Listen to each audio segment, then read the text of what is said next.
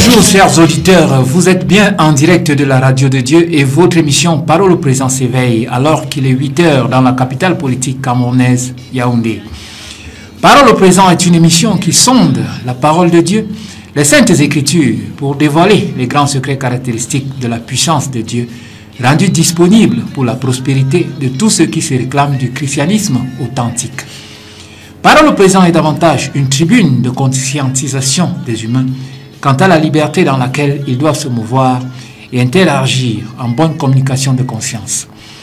Et son papier Claver sera à la mise en onde, Aristide Bruce à la coordination générale et le révérend docteur Bélibieda Fernand à la supervision générale. Au micro, Olivier Romeau et moi-même, Éric Simon, assureront la présentation. Le révérend docteur Bélibieda Fernand, anthropologue, docteur en théologie systématique biblique et expert en sociodémonologie, nous apportera des éclaircissements à propos du thème de la grande campagne nationale de l'Église évangélique réformée du Cameroun, Viens guérir ton âme.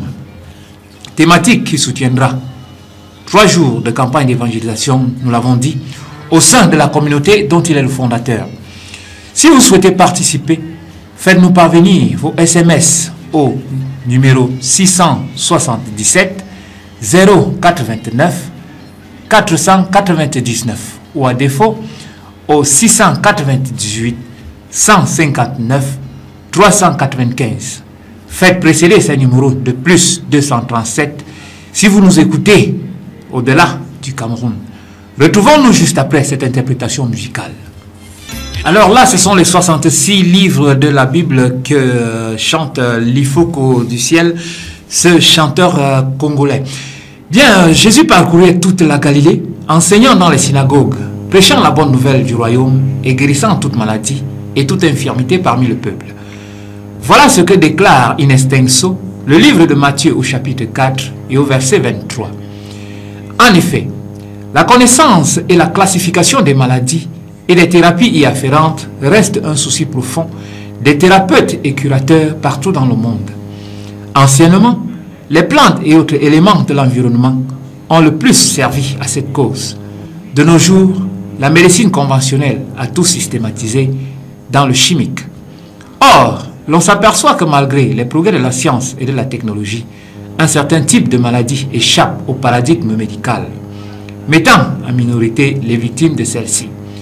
Comment comprendre que l'âme humaine est une proie et comment guérir l'âme reste donc la préoccupation première de 3 jours de campagne d'évangélisation au siège de l'Église évangélique réformée du Cameroun, dont nous accueillons le fondateur. Révérend docteur Bélibieda Fernand, c'est bien cet après-midi que commence la grande campagne d'évangélisation.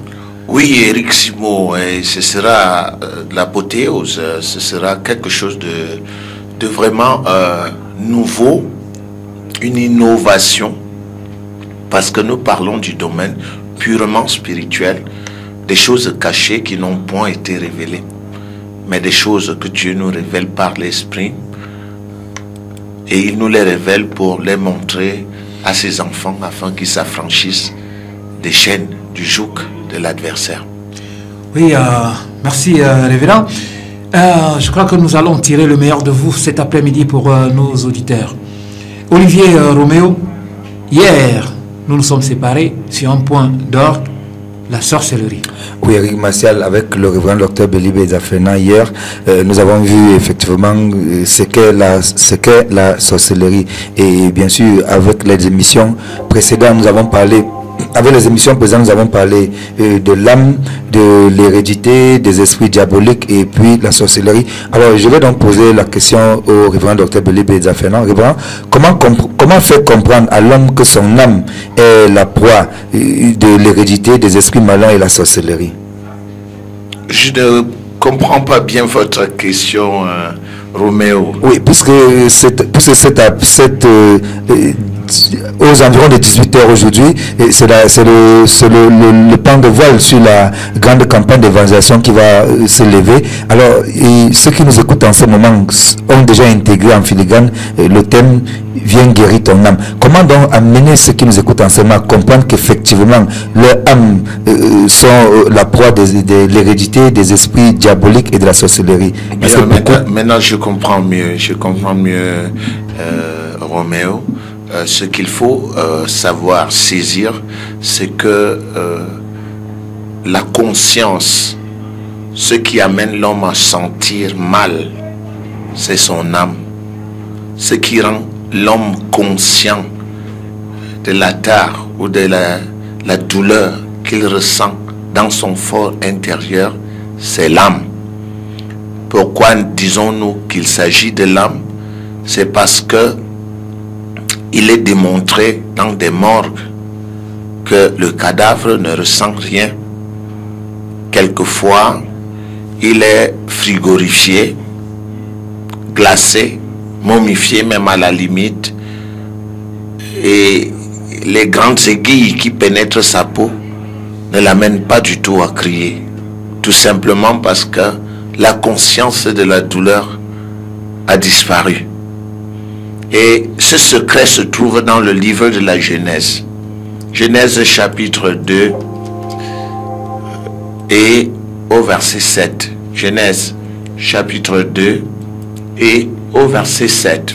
Genèse chapitre 2 verset 7, il est écrit, je cite: L'Éternel Dieu forma l'homme de la poussière de la terre. Il souffla dans ses narines un souffle de vie et l'homme devint un être vivant. Voilà, l'Éternel Dieu forma l'homme. Asa, c'est un mot hébreu, asa, faire de la poussière de la terre. Évidemment que ce qui a été formé est la partie de l'homme qui a une forme, c'est-à-dire le corps de l'homme. Il fut formé de la poussière de la terre. La question qui nous vient à l'esprit est la suivante. L'homme était-il conscient de son existence quand il a été formé de la poussière de la terre? Non. Il était là, inerte, inanimé, probablement sur l'établi de Dieu, dans le laboratoire du Créateur. Puis, il y a un mouvement qui l'amène à évoluer. Il, le Créateur, souffla dans ses narines un souffle de vie que nous avons défini la semaine lors de l'émission précédente. Nous l'avons défini comme respiration de vie en Lévitique 17, 11. L'âme de la chair est dans son sang. Il souffla dans ses narines un souffle de vie, l'âme, et l'homme devint un être vivant. C'est-à-dire que l'homme devint un être conscient de son existence. Avant le souffle de vie, il n'était pas conscient de son existence. Il devient donc évident, après réflexion, que l'âme est ce qui rend les 5 sens opérationnels. Vous touchez, vous ressentez dans l'âme. Le toucher n'est que l'instrument qui permet à votre âme de sentir, d'avoir des sensations de douceur, de chaleur, des sensations dermiques. Vous goûtez, vous savez si c'est sucré, si c'est amer, c'est encore une fois votre âme qui vous permet d'être conscient du goût, parce que l'élément goût passe à travers la bouche, bien entendu, mais la conscience du goût, le médecin dira que c'est le cerveau, mais le cerveau n'est pas fonctionnel s'il n'y a pas la vie à l'intérieur du cerveau. Il en est de même pour l'exemple de la vue. Nous avons parlé de cet exemple à maintes et maintes reprises. Nous avons démontré que la personne qui me voit ne me voit pas par ses yeux.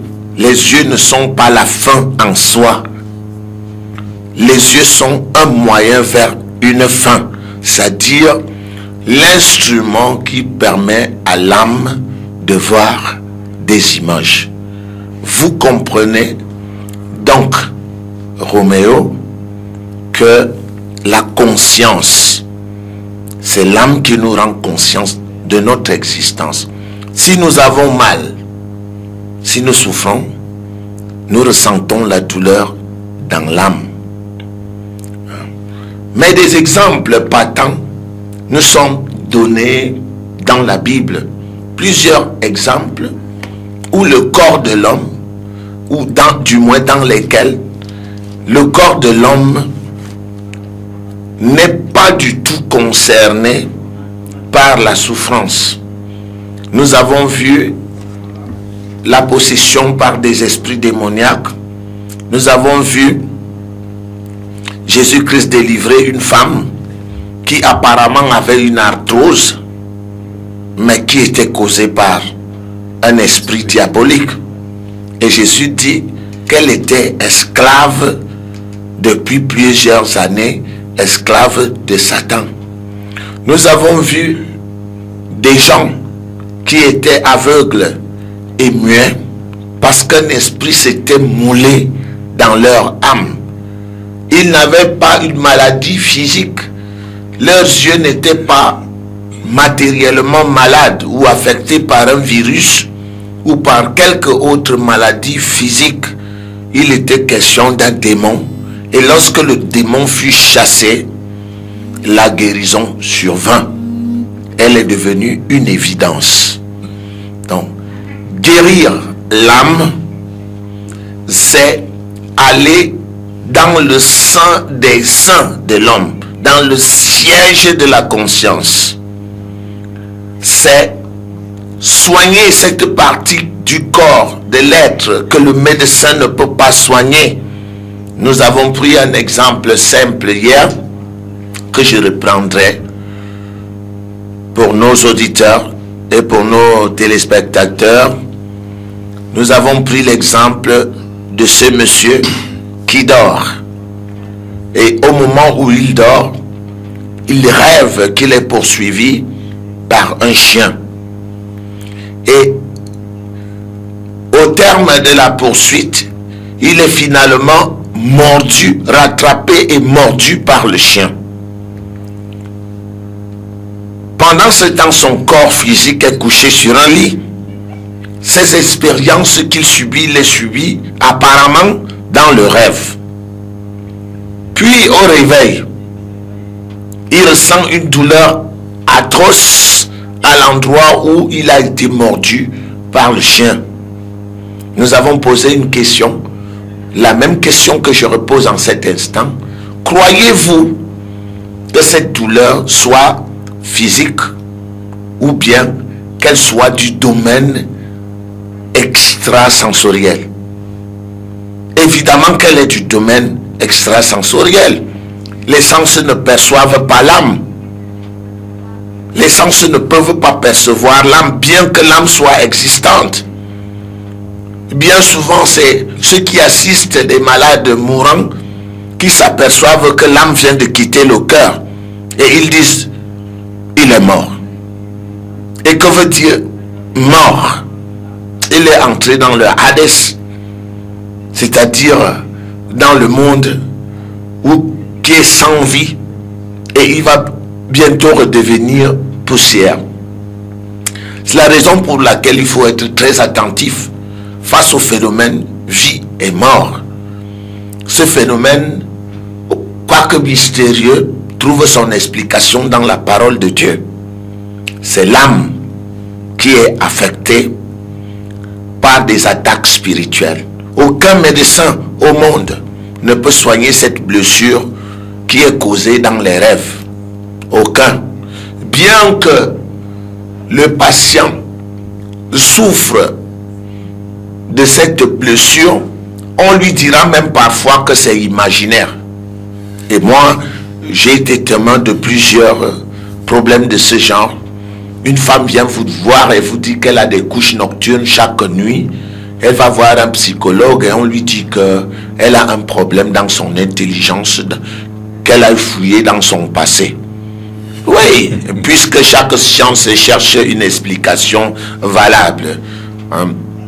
Il est normal que le psychologue envoie des gens chercher dans leur passé, parce que cette science, ou du moins ce domaine extrasensoriel nécessite beaucoup de tact. Beaucoup de fois, des esprits ont agi dans le corps des hommes et les blessures et l'état causés par ces esprits ont été attribués à des vecteurs matériels. Ce n'est pas possible. Aucun microscope au monde ne peut détecter un démon. Aucun microscope au monde ne peut détecter une morsure dans l'âme.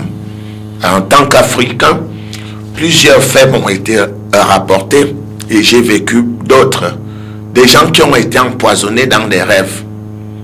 Ils ont rêvé qu'ils étaient en train de lécher un produit qu'on leur a donné dans des rêves et au réveil, ils étaient empoisonnés. Ils se sortent quelquefois avec des cirrhoses de foie. Et bien entendu, il n'y a pas de cela 9 mois, nous avons vécu au quartier Tambafia de Yaoundé, plus précisément au marché de Mvungbi, dans les méandres du marché. Un monsieur qui s'est réveillé dans la matinée avec un pied qui avait une forme d'éléphantiasis, comme on appelle communément cette maladie qui fait gonfler les pieds démesurément. On se posait la question, mais monsieur, comment avez-vous fait pour avoir cette maladie en une seule nuit? Alors, il s'est mis à expliquer à l'ambassadeur pour Christ Bidias, je cite son nom, et ceux qui veulent peuvent le rencontrer ou demander son numéro de téléphone.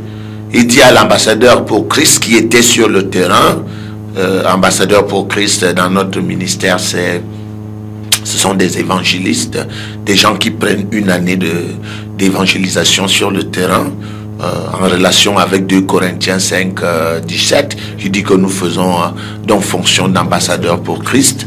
Ces évangélistes étaient sur le terrain lorsqu'ils ont rencontré ce monsieur qui en une nuit a été tragiquement affligé d'une maladie instantanée, appelons-la comme ça.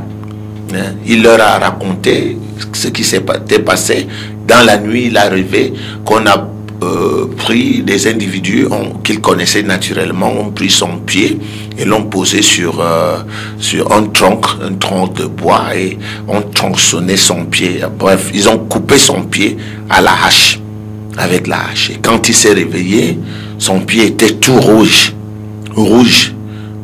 Il a dormi, il ne pouvait plus du tout dormir. Au réveil, le matin, son pied avait la forme de celui d'un éléphant. On avait l'impression qu'il avait été malade depuis plusieurs mois et que la maladie était à la phase terminale, que l'infection était poussée, comme disent les médecins. Mais l'ambassadeur pour Christ, Bidias, et sa femme ont pris soin de ce monsieur. Dans les 15 minutes qui ont suivi, le pied s'est remis à baisser. 1 heure de temps plus tard, le pied était en place. Nous avons vu ce monsieur ici au ministère lors de l'événement du retour des ambassadeurs du terrain. Il a témoigné devant tout le monde. Il faut donc que les gens comprennent que les maladies ne sont pas uniquement physiques. L'adversaire attaque l'âme. Plusieurs des maladies incurables partent de l'âme. Parce que l'âme est la base. L'âme est à la base. C'est l'âme qui nous rend conscients.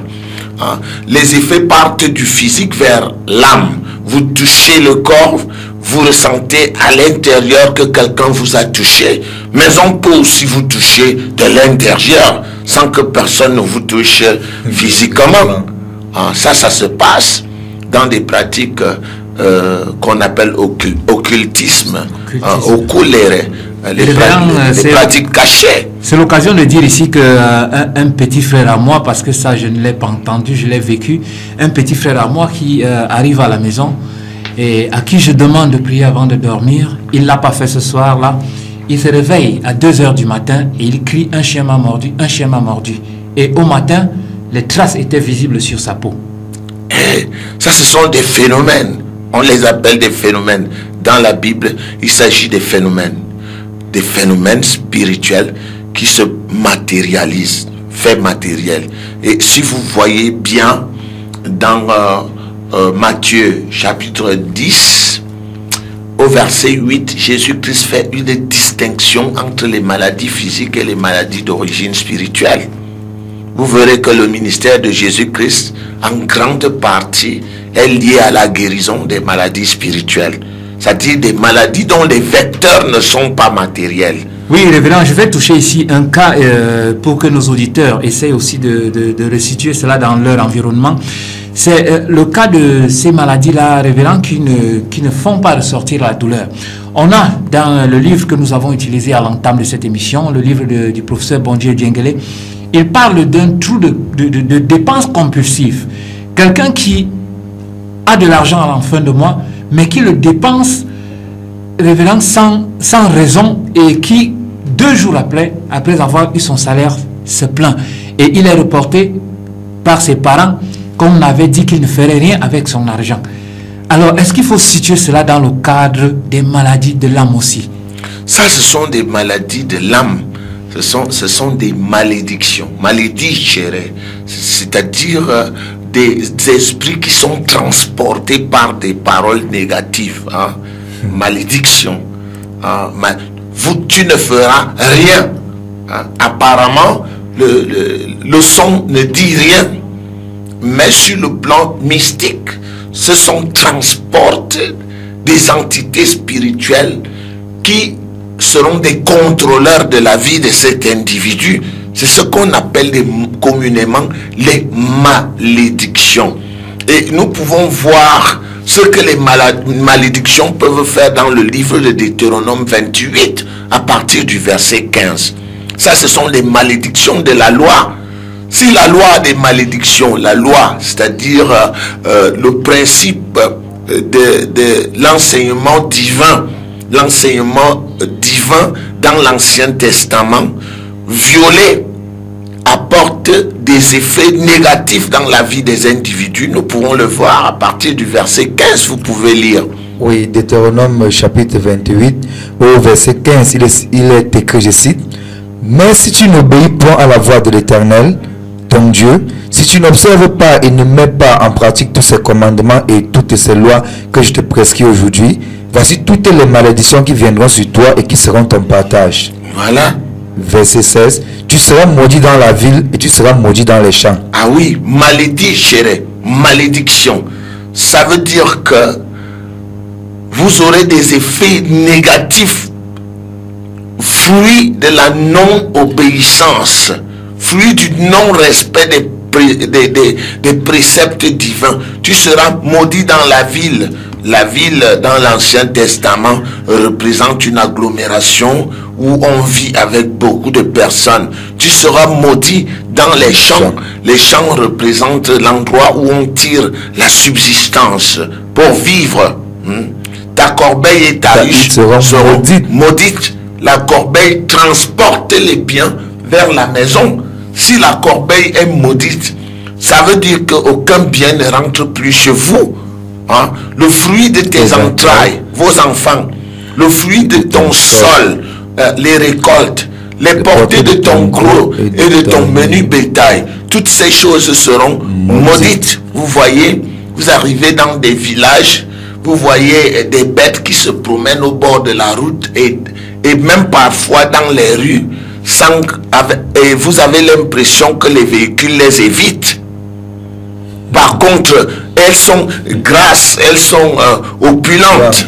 Et curieusement, vous voyez d'autres bêtes maigrichonnes qui sont tuées et qui appartiennent à une certaine catégorie de personnes. C'est comme si les véhicules ne choisissaient que les bêtes appartenant à un certain monsieur ou à une certaine dame. Ça, il faut comprendre qu'il n'y a pas le hasard ici. Le hasard n'existe pas. La malédiction fonctionne jusqu'à la 4e génération. Et nous l'avons calculé l'autre jour. Lorsqu'on a à la 4e génération 16 personnes, on a 8 personnes à la 3e, 4 personnes à la... Non, autant pour moi, il y a 4 personnes à la deuxième et 2 personnes à la première. Vous voyez, 2, 4, 8, 16. Ça veut dire que votre vie en tant qu'être unique reçoit des énergies négatives qui viennent de 30 personnes. Oui, 30 personnes. Nous n'avons calculé qu'à partir de la 4e génération. 30 personnes. Vous avez un père et une mère. L'autre, votre père a un père et une mère. Votre mère a un père et une mère. Ainsi de suite.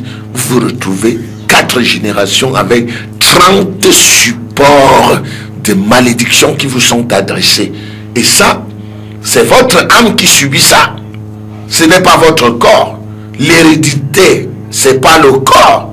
L'hérédité, c'est le sang. Le péché se trouve où? Dans le sang. Et dans la loi de Moïse, sans effusion de sang, il n'y a pas de pardon des péchés.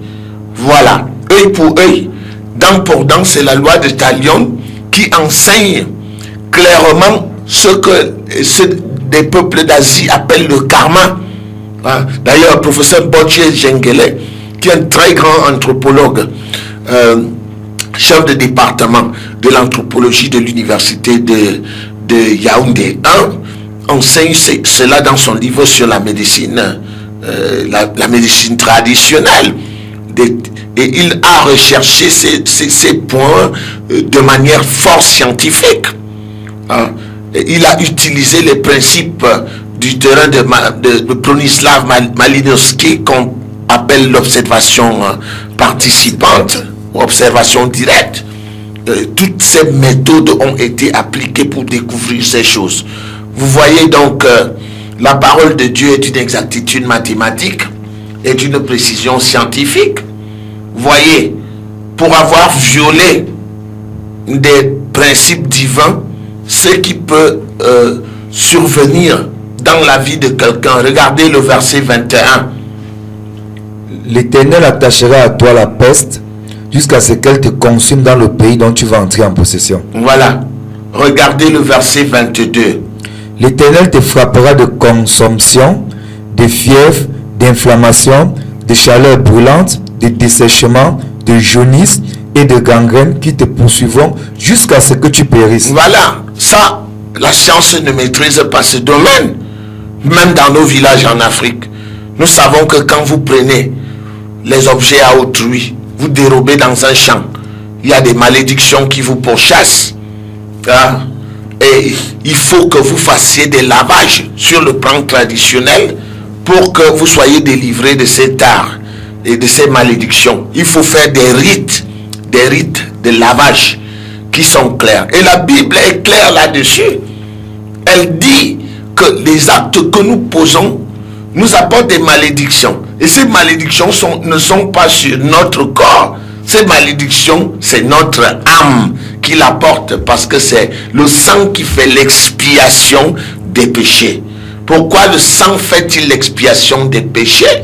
Parce que le péché est dans le sang. C'est le lien héréditaire. Vous voyez très bien. Regardez. Verset 24.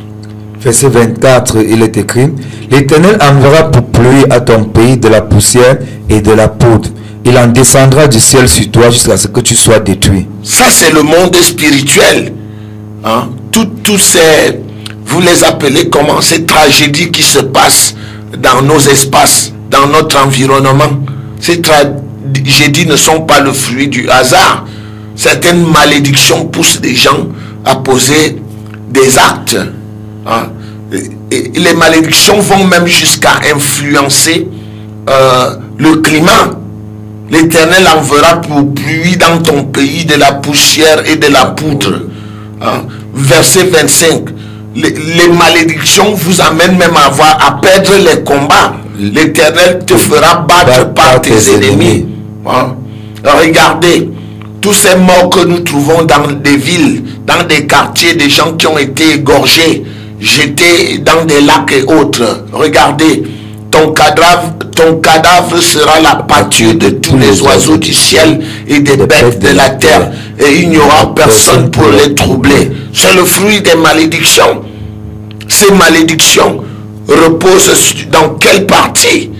Ces malédictions reposent dans l'âme. Et Dieu n'est pas un homme pour mentir. Nous pouvons le vérifier. Jérémie 1,12. Jérémie, vous pouvez même aller en Nombre 23, 19. Dieu n'est pas un homme pour mentir. Pourquoi mentirait-il? Bien, révérend, nous allons vous permettre de souffler, ainsi que nos auditeurs qui nous regardent par-delà le monde et ceux qui nous suivent en FM. Nous allons donc aller du côté de Essouba Pierre Claver pour solliciter cette intervention musicale. Bien, chers auditeurs, nous sommes sur la 89.3 FM et nous parlons du début de cette campagne d'évangélisation à l'église évangélique réformée du Cameroun. Voilà pourquoi le révérend docteur Béli Biéza Fernand est notre invité depuis le début de cette semaine. Aujourd'hui, qui sera le grand jour, l'ouverture de la grande campagne, nous avons décidé de nous poser la préoccupation, l'intérêt sur l'âme. Comment est-ce que les malédictions attaquent l'âme? Comment est-ce que les maladies vont dans l'âme et se répercutent sur la chair, partent de la chair pour infecter l'âme? Et c'est ici l'occasion, Olivier Roméo, de dire que les malédictions qui étaient citées dans le livre de Deutéronome tout de suite ne s'arrêtent pas là. On va jusqu'à effleurer l'infidélité. Oui. Dans Deutéronome 28, 30, voyez-vous, tu auras une fiancée et un autre homme couchera avec elle. Tu bâtiras une maison et tu ne l'habiteras pas. Tu planteras une vigne et tu n'en jouiras pas. C'est la mort. C'est la mort. Tout ceci à cause d'un acte posé, à cause de la violation d'une loi de Dieu. Vous arrivez, les malédictions suscitent même l'infidélité. Les malédictions vous poussent à choisir des femmes infidèles. Tu auras une fiancée et un autre homme couchera avec elle. Révérend, donc quelquefois c'est l'occasion ici c'est aussi l'occasion de dire que ce n'est pas peut-être en tapant sur cette femme infidèle que le problème est résolu. Il faut plutôt guérir son âme. Il faut guérir son âme. C'est la raison pour laquelle nous disons que le péché se trouve dans le sang, dans l'âme. Il n'est pas dans le corps de l'individu. C'est dans l'âme qu'il faut soigner. Le rachat de l'âme par le Seigneur Jésus-Christ avait pour but cela. C'est la raison pour laquelle je dis souvent à ceux qui ont l'habitude de se moquer des frères qui aiment Jésus-Christ ou qui parlent de Jésus-Christ au détriment de certains saints ou bien du culte marial, ils auront beaucoup de difficultés à comprendre ceci. Le rachat de l'humanité par Jésus-Christ, l'une des fonctions du rachat est la libération des malédictions. Révérend, il faut continuer même de parler de ce problème de malédiction. On voit même des personnes, révérend, qui achètent une chose neuve et cette chose ne fonctionne pas quand ils commencent à l'utiliser. Elle devient caduque et lorsqu'ils touchent cette chose même, elle n'a plus la valeur qu'elle avait. On a l'impression que tout ce qui quand elle était dans la boutique, c'est écrit, c'est noir sur blanc. C'est le fruit des malédictions. Malédictions liées à l'hérédité. Peut-être que là vous êtes, un de vos ancêtres a tué un innocent quelque part. Et la loi dit que celui qui tue par l'épée périra par l'épée. Si vous versez le sang de l'homme par l'homme, votre sang sera versé. Ça c'est clair. Et la seule chose qui peut arrêter ce karma, c'est Jésus-Christ. Révérend, on rencontre même quelquefois des familles où le plus vieux atteint à peine 50 ans. Effectivement, le plus vieux atteint 50 ans parce qu'il y a une tare familiale, le sang cherche le sang, et les jeunes meurent les uns après les autres, si bien que celui qui a le plus joui de la vie, quelquefois n'atteint pas 50 ans. Ce sont les malédictions qui se trouvent dans l'âme. Voilà pourquoi le thème viens guérir ton âme. C'est pas de propos délibérés. Nous n'avons pas l'habitude de faire de la publicité au sein de l'église évangélique réformée. Nous disons ce qui est évident. Nous enseignons un christianisme franc et sans prétention, parce que nous estimons que quand Dieu a pris soin de dire quelque chose, c'est parce que cette chose peut être soit nocive, soit parce qu'elle a de la valeur. Quand Dieu dit que les malédictions de la loi sont susceptibles d'entraver l'évolution d'une personne, d'une famille, de son champ, de ses avoirs, du climat même autour de lui, des bêtes qui s'approchent de lui, des femmes qui sont les siennes, ça devient dangereux. C'est qu'il y a un fond de vérité dans tout cela, puisque nous avons un document scientifique, la recherche scientifique en épistémologie africaine, qui a démontré ces choses. Révérend, nous allons aussi parler d'un cas qui court les rues chez nous, les Africains. C'est le cas de nos femmes qui se plaignent parfois du ver de bas-ventre. Révérend, c'est ici l'occasion d'expliquer à ces femmes-là qui sont victimes quelquefois de règles douloureuses, révérend, que quelquefois ce n'est pas aussi un fait tout banal. Nous avons au sein de notre ministère un fichier depuis que nous avons initié notre ministère. Nous avons soigné au moins 50 000 femmes, au moins. Et les dossiers que nous avons ne traitent que ce ver de femme. La plupart les 95% des dossiers que nous avons eu à charge traitent soit des couches nocturnes, soit du ver de bas-ventre. Scientifiquement, est-ce qu'un ver peut se déplacer dans un bas-ventre? Jamais. Le bas-ventre est un muscle. Alors, si un ver se déplace dans un bas-ventre, ça veut dire qu'il déchire les muscles. Nécessairement, on devrait parler d'hémorragie, d'une hémorragie interne. Et vous mourrez d'hémorragie interne. Mais curieusement, ces femmes n'ont pas d'infection. Ces femmes n'ont pas un problème de nerfs. Ces femmes n'ont pas un problème d'hémorragie interne. Mais elles sentent un ver qui se déplace. Eh bien, nous allons vous livrer le secret. Il ne s'agit pas d'un ver. C'est votre toucher qui détecte la présence d'un esprit qui se balade dans votre corps à travers des vaisseaux sanguins. Ça, c'est clair. La Bible l'a enseigné. Un esprit n'a ni chair ni os. Si un microscope ne peut pas détecter un esprit, le sens du toucher plus perfectionné qu'un microscope détecte la présence d'un esprit. Vous dites parfois, j'ai senti quelque chose entrer dans mon dos, et vous utilisez des onomatopées comme tic. Ça fait tic, c'est entré dans mon dos. Et c'est entré comment? Mais vous avez senti. C'est le toucher qui a détecté qu'il y a une présence étrangère qui a fonctionné dans votre corps. Comprenez donc que ce que Dieu fait a une précision. Ce que Dieu fait a de la valeur. L'œuvre de Dieu est toujours une perfection. C'est Dieu qui a établi le sens du toucher.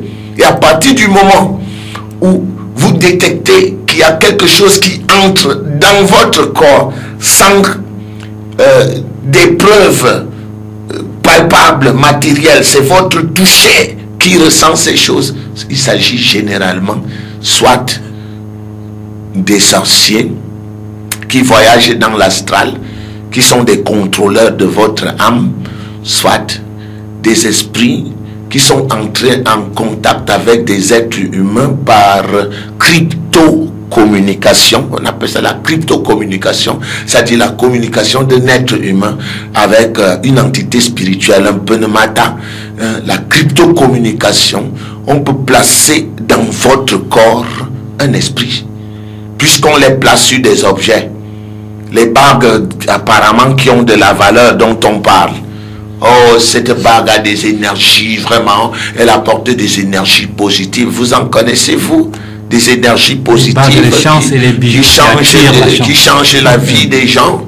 Des bagues qui apportent la chance. Des bagues qui font bien jouer la guitare, ou des chaînes qui font jouer le football. Non, la chaîne est un support d'un être spirituel invisible. La bague est le support d'un être spirituel invisible. Révérend, on a même des croix qui brûlent pendant les séances de Bien entendu. Oui. Si on vous donne la démonstration dans la parole de Dieu, je vous prie de lire Jérémie 10. Dieu nous dit comment on fabrique les croix. Ce n'est pas une croix qui peut brûler un esprit diabolique. La croix est quoi? Elle a quoi? Qu'est-ce qu'elle a de particulier? Je vous prie de lire avec nous Jérémie chapitre 10 au verset 3. Jérémie chapitre 10 au verset 3, il est écrit: car les coutumes des peuples ne sont que vanité. Oui. On coupe le bois dans la forêt. On coupe le bois. Dieu nous dit comment on fabrique les croix. La main de l'ouvrier le travaille avec la hache. Oui. Verset 4, on l'embellit avec de l'argent et de l'or. On le fixe. On le fixe avec des clous et des marteaux pour qu'il ne branle pas. Voilà. Verset 5. Verset 5, ces dieux sont comme une colonne massive Ils sont comme une colonne massive. et ils ne parlent point. Ce sont des dieux fabriqués par l'homme, comme l'apôtre Paul disait dans le livre des Actes 19, les dieux faits de main d'homme. Hein, les dieux faits de main d'homme. Dieu n'habite pas dans des temples faits de main d'homme. Hein, les dieux faits de main d'homme sont des illusions. Hein, l'homme fabrique son Dieu et vous l'adorez. C'est incroyable. Et ils ne parlent point, ce sont des statues. On les porte parce qu'ils ne peuvent marcher. Ah, ça alors, sans commentaire. Vous-même, vous savez. Ne les craignez pas, car ils ne sauraient faire aucun mal. Et ils sont incapables de faire du bien. Vous voyez? Et Dieu met en contraste ces dieux qui sont des colonnes massives. Et lui, verset 6, nul n'est semblable à toi, ô Éternel. Tu es grand et ton nom est grand par ta puissance. Vous voyez? Alors, ces statues qui sont supposées avoir le pouvoir, ces croix qui sont supposées chasser les démons, ne sont pas des croix naturelles. C'est généralement des croix qui ont dormi dans des cercles, hein, par des grands maîtres qui ont fait habiter les croix. On appelle incanter des croix. Hein. Ils ont placé des divinités dans des croix. Et comme le règne de l'adversaire est organisé comme le monde de l'armée, si votre croix a un esprit qui est capitaine et que cet esprit se pose sur une personne qui a un sergent, il est normal que cette personne crie en disant « la croix me brûle ». Qu'est-ce que la croix a de particulier? La croix ne peut pas faire fuir un esprit. C'est plutôt un esprit qui peut faire fondre une croix. Voilà des choses qu'il faut comprendre. Dieu n'est pas un homme pour mentir. Il a pris soin de nous dire, ne les craignez pas. Ces dieux sont comme une colonne massive. Ils ne parlent point. On les porte parce qu'ils ne peuvent marcher. Ne les craignez pas, car ils ne sauraient faire aucun mal et ils sont incapables de faire du bien. Ceci rentre encore dans le monde de la manipulation de l'âme. La manipulation de l'âme, pourquoi? Parce qu'encore une fois, l'âme contient des énergies et les esprits ont besoin de ces énergies. C'est pour cela que les initiés cherchaient des habitacles dans les corps des autres, hein, pour soutirer les chances, prendre les étoiles des enfants, se servir des auras. Bon, c'est une couleur mystique que certains savent expliquer, savent interpréter, c'est le mot juste, une couleur que certains savent interpréter. Autant pour moi. Vous voyez donc, votre âme a besoin d'être guérie, non seulement à cause de l'hérédité. Déjà, seule l'hérédité ne vous fait pas échapper, parce que nous avons démontré qu'au moins 30 personnes, vous êtes l'ADN d'au moins combien de vos ancêtres, et vous portez cet état dans votre corps, dans votre sang. Et nous avons étudié que l'âme se trouve où? Dans le sang. Et votre âme est nécessairement affectée si vous subissez ce que vous appelez communément la malchance. Rien ne fonctionne dans ma vie, tout ce que je touche s'écroule, j'ai des blocages. Effectivement, vous êtes attaché, on vous a lié. Vous savez, je racontais l'histoire d'une dame pour laquelle j'ai eu à prier à l'hôpital central de Yaoundé parce que son mari, banquier de son état, avait dépensé beaucoup d'argent pour ses soins. Nous en arrivâmes au fait où on devait lui amputer une jambe. Et elle était malade, elle avait une blessure qui partait du genou droit jusqu'à la cheville. Vous imaginez la chair de la cuisse, non, de la jambe, la chair de la jambe là, elle est très profonde, hein, à partir du mollet. À partir du mollet là, à partir du mollet dans la zone du fémur, non, c'est le fémur. Le tibia. Il y a le tibia, le péroné, l'os qui est là entre le genou et entre le genou et la cheville. Bon. On s'est retrouvé avec une blessure d'à peu près 50 cm de long et dont la profondeur avait entre 10 cm dans des endroits les plus profonds et peut-être 5 cm et c'était purulent. Vous ne pouviez pas entrer parce que tout pourrissait là. C'était le cancer. On devait amputer la jambe. Alors, je suis arrivé avec un croyant. Nous avons eu beaucoup de compassion pour cette femme et nous nous sommes mis à prier pour elle. Pendant que nous prions,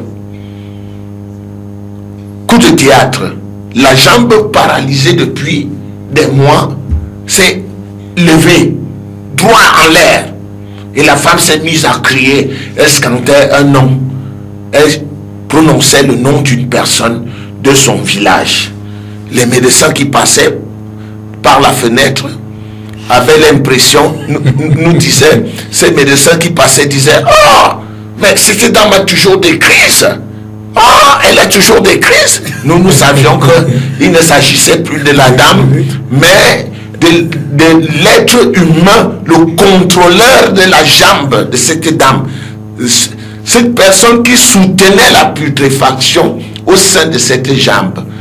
Nous nous sommes mis à questionner, nous voulions savoir exactement. Il s'agissait d'un vieillard qui avait voyagé dans l'astral, on ne sait comment, mais il était très respecté dans le village et tous les petits enfants, les mamans, lorsqu'elles allaient au champ, mettaient sous la protection de ce vieillard, de ce vieillard, tous leurs enfants. Et imaginez un peu ce qui se passait dans ce village. Dès que les enfants avaient 12 ans, ils devenaient épileptiques. Et il nous a été révélé ce jour que le monsieur, lorsque les mamans s'en allaient, restait dévêtir les enfants et crachait dans leur appareil sexuel. Et là, il inoculait le venin qui des années plus tard devenait l'épilepsie. Comme quoi des périodes d'incubation. Comme quoi la période d'incubation était de 0 à 12 ans. Dès que l'enfant avait 12 ans, il attrapait l'épilepsie. Alors, nous lui avons demandé pourquoi est-ce qu'il punissait cette femme. Il nous a été dit que la femme était allée dans son village 20 ans plus tôt. Elle y a dormi et dans les rêves, un groupe de gens lui ont demandé de donner son mari. Elle leur a dit, comment donner? Qu'est-ce que ça veut dire donner? Moi, je ne peux pas donner l'homme qui me nourrit, l'homme que j'aime, qui m'a amené dans ce village. Et puis, ces messieurs lui ont attaché une corde au genou. Incroyable. Et lui ont dit, tu peux partir. La corde au genou, mesdames et messieurs, 20 ans plus tard, c'était son pied qu'on avait pris. Et ce n'était point une corde physique. Et ce n'était point une corde physique. Tout s'était passé dans des rêves. Nous avons coupé la corde au nom de Jésus-Christ. Et lorsque le médecin est venu, le vendredi, le médecin était absent. Sa jambe devait être amputée le lundi. Lorsque le médecin est revenu le lundi pour faire un examen préparatoire avant l'amputation de la jambe, le médecin était sidéré. Il dit à la dame, madame, vous n'avez plus de gangrène, on ne voit plus la gangrène dans votre jambe. Elle a disparu. Nous n'allons plus couper votre pied, nous allons tout simplement enlever tailler les bouts des doigts pour permettre aux nerfs qui sont morts de revivre et que si le sang peut circuler librement. Gloire à Dieu. Nous appelons cette femme Augusto et elle vit aujourd'hui grâce aux soins que Jésus-Christ a apportés à son âme. Bien, chers auditeurs, nous sommes pratiquement parvenus à la fin de l'émission de ce jour. Mais c'est pour vous dire que l'âme a besoin de guérison. Nous allons requérir du révérend docteur Bélibi Edza Fernand son mot de fin. Oui, tout ce que je peux dire, c'est que Dieu n'est pas une blague. Dieu n'est pas une farce. À l'église évangélique, nous n'organisons pas des campagnes pour avoir de l'argent. D'ailleurs, nous sommes pauvres sur le plan matériel. Mais nous organisons les campagnes pour permettre au peuple de Dieu de s'affranchir et de se libérer. D'ailleurs, nos campagnes sont gratuites. Nous invitons tous ceux-là qui se sentent bloqués, qui pensent qu'il y a quelque chose qui ne fonctionne pas dans leur vie. Nous les invitons à prendre part à cette campagne ce soir et à prendre le b.a.-ba du fonctionnement des entités spirituelles négatives dans les âmes pour que vendredi soir, nous fassions des grandes prières en appliquant les clés les clés que ces personnes auront étudiées pour les conduire vers la porte de la délivrance. Je rends grâce à Dieu de ce que c'est disponible. La guérison de l'âme est disponible. Venez nombreux, venez guérir votre âme et connaître les secrets que certains utilisent pour assujettir les âmes. Olivier Roméo, votre mot de fin.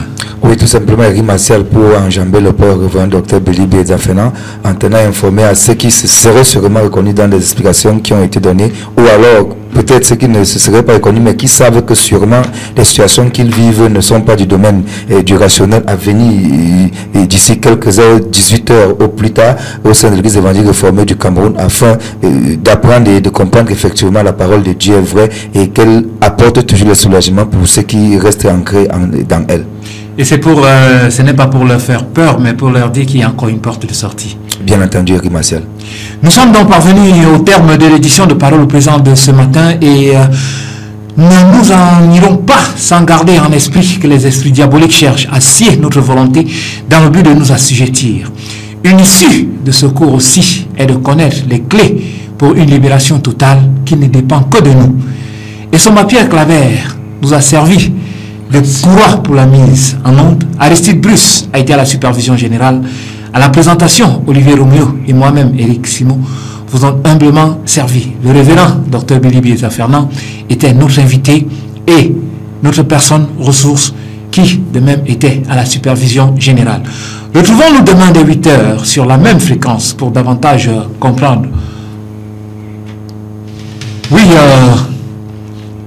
Ah oui, je voulais dire effectivement demain sur la même fréquence pour développer faire des développements ultérieurs. En attendant ce soir, nous vous invitons à la grande campagne. À la grande campagne ce soir, rendez-vous à la grande campagne avant l'émission de demain matin. Eh bien, dormez bien dans vos chaumières et surtout que Dieu vous bénisse.